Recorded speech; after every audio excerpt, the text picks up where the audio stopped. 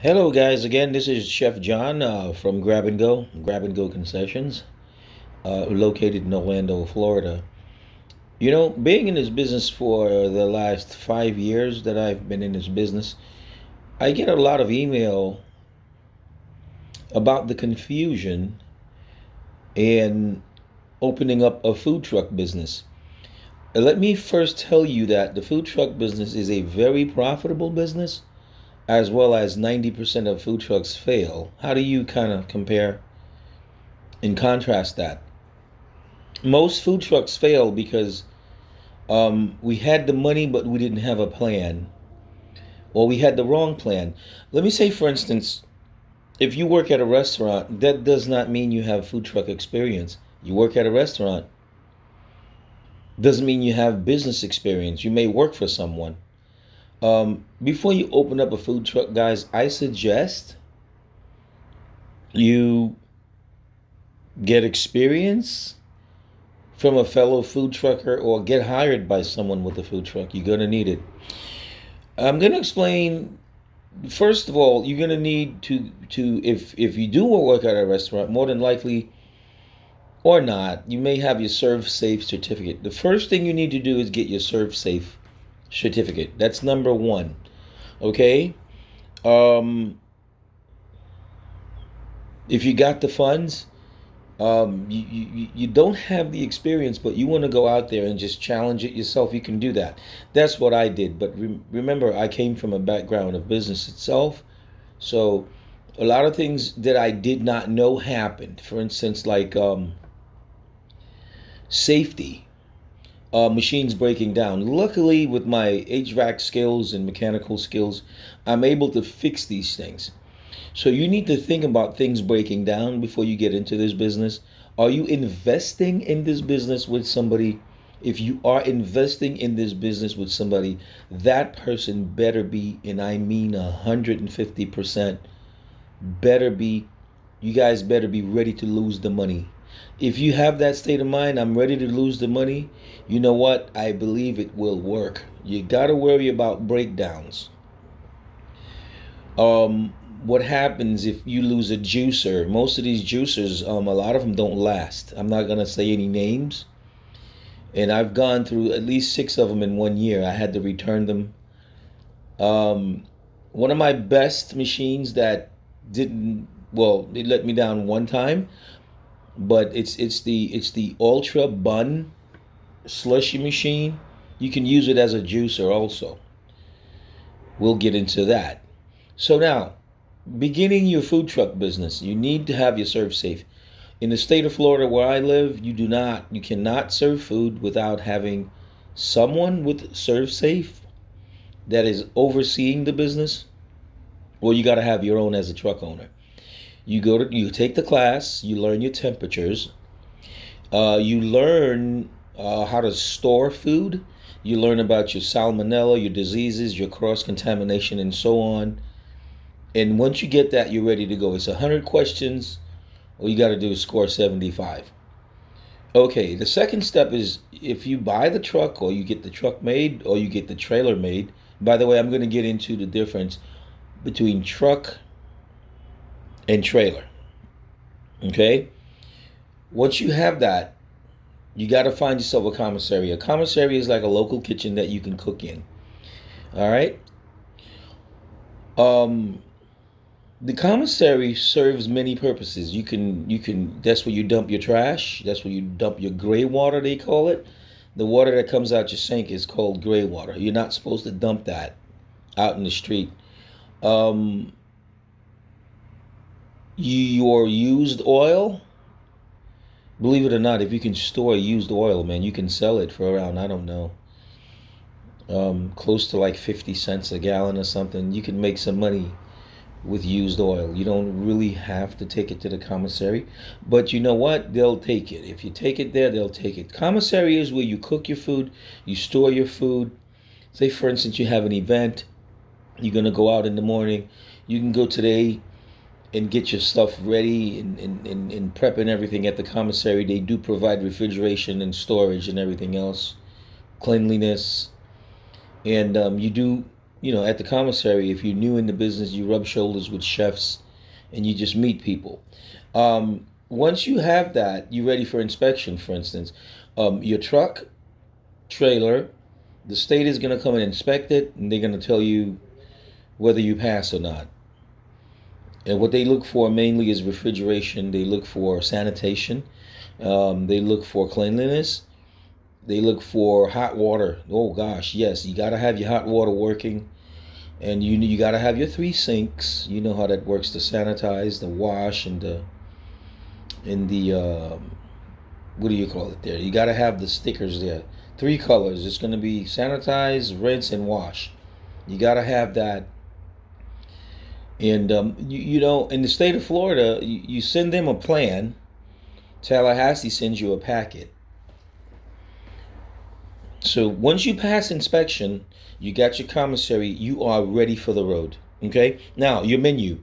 Okay. What's on the menu? Sometimes I hear people say, "Yeah, you know what, man?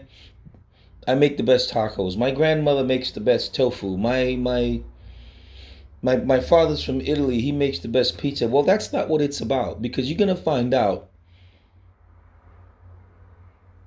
going from one place. You may have sold a lot of chicken wings, and then you go with the same chicken wings recipe to that other area that you go to that it didn't sell. So you got to know demographics. You got to understand your demographics. The most common thing that sells on the food truck is a hamburger.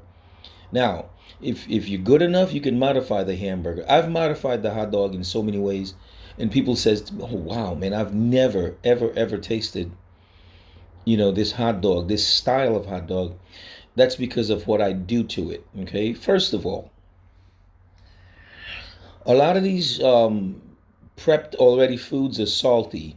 Your main secret, take it from me, is to hey, look, remove the salt. Start from there. We'll get into that next time. All right, back. You got your truck. Now, the difference between a food truck and a food trailer. What's the advantage of a food truck? The advantage of a food truck, you can get up and go anytime. What happens when it breaks down? Trailers don't break down. I would rather have food trailers parked somewhere. I'd rather have a food trailer, say, towed somewhere. I'd rather pull it with my own truck. That's the advantage of a food trailer. You don't have to pay insurance on a food trailer if you're not making money.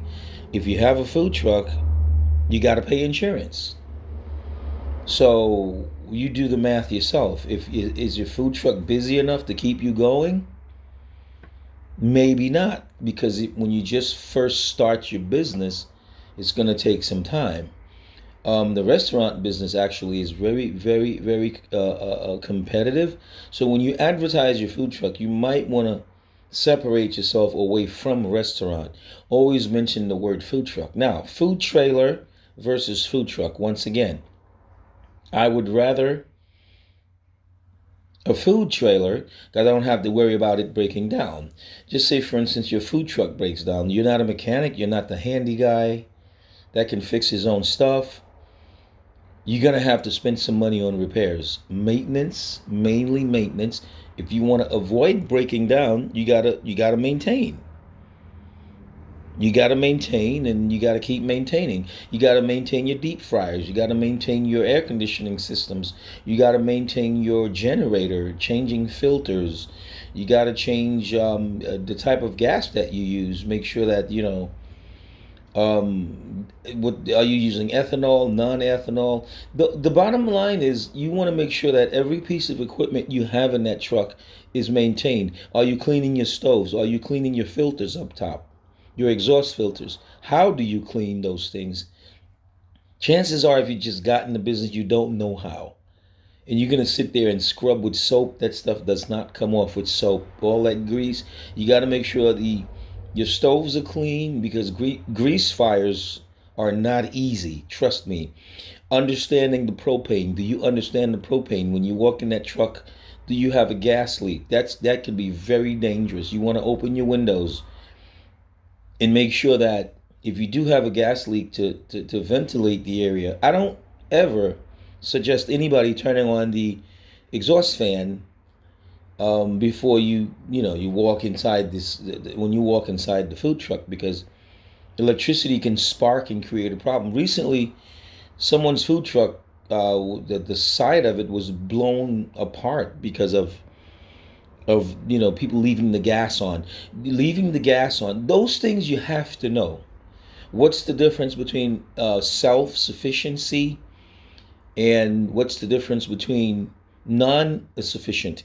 For instance, if you are a self-sufficient food truck, that means you have enough freezers and refrigerators where you can store your food. Storing your food, how do you store your food? Well, let me give you an example. You can't put steak on top of french fries. In case something happens, what happens? It's going to leak on the french fries. You're going to do cross contamination. You got to know your pathogens, your cross contamination. What is salmonella typhi? What is, malaria? Knowing how not to make people sick, washing your hands, it goes on and on and on. What is a non self sufficient food truck? A non self sufficient food truck is a food truck that depends on the commissary 100%. You need to be there cooking. You need to be there storing, washing, cleaning, sanitizing. Because that commissary is your home, and that is where your license will be addressed from the state where you live in. I'm only talking for Florida because I live in Florida. I noticed that a lot of northern states that have snow, they require a different application for gas lines.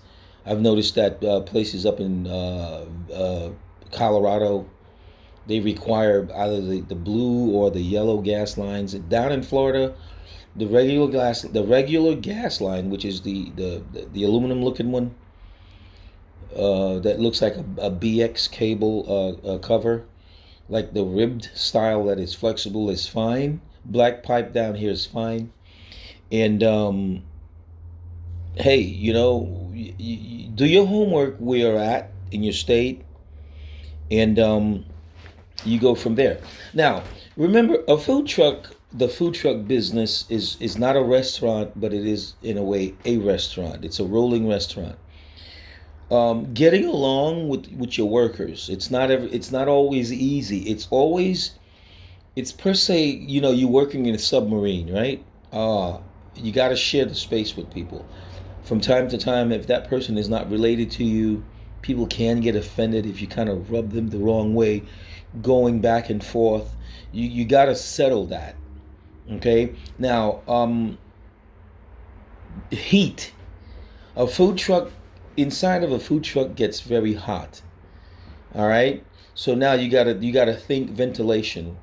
My food, one of my food, all my food trailers, I have shields sort of barricading the deep fryer to keep the temperature down, and I have, separate exhaust systems to keep the temperature down. On and on and on and on. It goes on. So I'm gonna have more videos on this where I can try and educate you. And if you do, you have any curiosity, if you are planning to open up your own food truck, you can always leave me a comment. From my experience to you, I will be more than happy to share my experience with you, because you know what? Being in business all my life, but the food truck was one that I had to kind of back up and make myself understand it. Let me give you an experience. One of my deep fryers got really hot. I couldn't understand why. And with my mechanical skills again, I took the deep fryer apart, when it was cool and everything. And I found out that the deep fryer itself, right where the burners are, those have to be flushed from soot from the flue gas.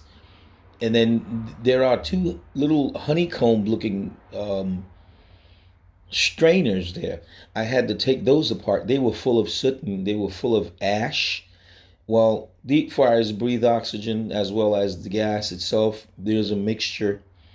They do scavenge air right at the very bottom. You got to know that stuff. You got to understand that stuff. Especially gas stoves. Okay, you got these gas stoves that you stick the the lighter within in the hole. Often, if there's a gas leak in that specific area, you're gonna hear a noise like a boof, and sometimes it does catch on fire. You got to be ready to to take care of that system. You know what I mean? When it comes to fires, you got to have the if you have the fire extinguisher system, that stuff has to match. You got to look at the numbers. Take a look at the numbers up top and see if the numbers match. If you're not sure, you might want to look it up. Each sprinkler orifice has to be a certain number, and you have to know it. Okay?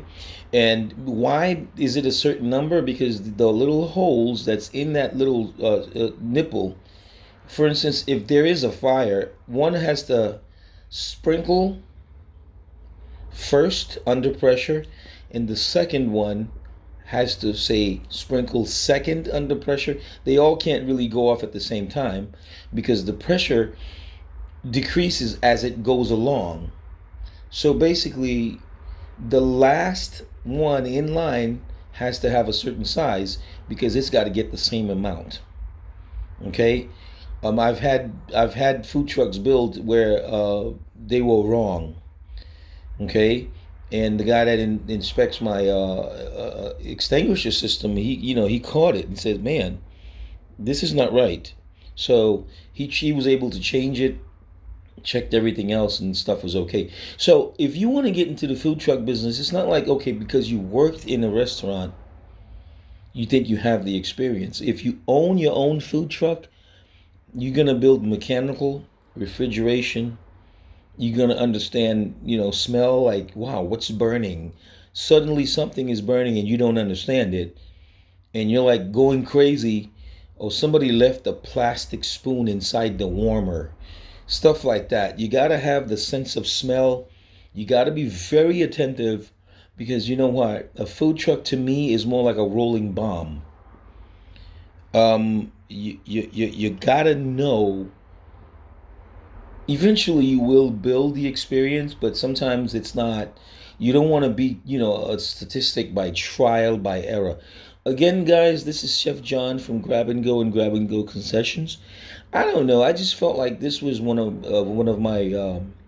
I took the time to make this video simply because of the mistakes that I've made getting coming into this business, and I really would like to see you succeed. Any questions? Leave it at the bottom.